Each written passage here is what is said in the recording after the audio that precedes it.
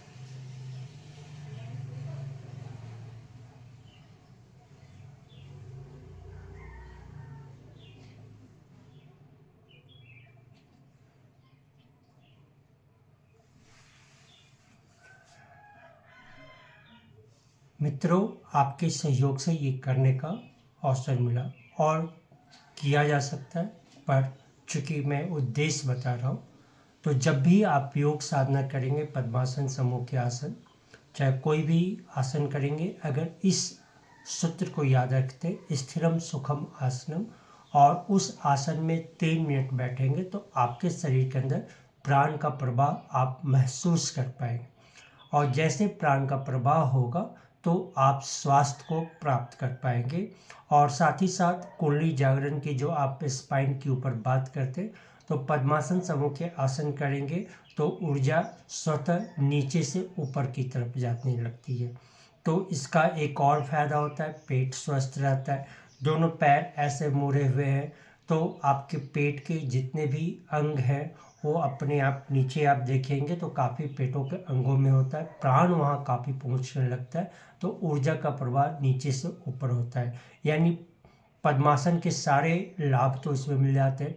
और 10 मिनट करने से पूर्ण स्वास्थ्य की प्राप्ति होती है, ऐसा योगियों का मत है। और इसको साधना के रूप में करेंगे। तो ये आपको जानने की बात है कि जब महर्षि पतंजलि के योग सूत्र पढ़ते तो उसका अमल करना पड़ता है। तो हमने आज महर्षि पतंजलि के सूत्र का व्यवहारिक रूप से आपको बताया। आपके मन में ये प्रश्न उठना ही चाहिए कि 10 मिनट ही क्यों कह रहे हैं, और इस प्रश्नों का आप कमेंट्स में करेंगे तो बहुत सारे कमेंट्स आने पर इस प्रश्न का भी उत्तर आपको दिया जाएगा। तो हमें उम्मीद है कि बंद पद्मासन 10 मिनट करके आप स्वास्थ्य की यात्रा में एक महत्वपूर्ण कदम आगे बढ़ाएंगे। और ऐसे बहुत सारे प्रश्नों को, स्वास्थ्य की समस्याओं को निराकरण करते हुए हम आगे बढ़ते रहेंगे ताकि योग की गहराइयों को हम अपना सकें। तो आज के लिए इतना। आप वीडियो को लाइक करें, शेयर करें और ये ज्ञान जन जन को फैलाएं ताकि बच्चे शुरू से इसको करने में अपनी रुचि ले और रुचि योग की फलवती हो।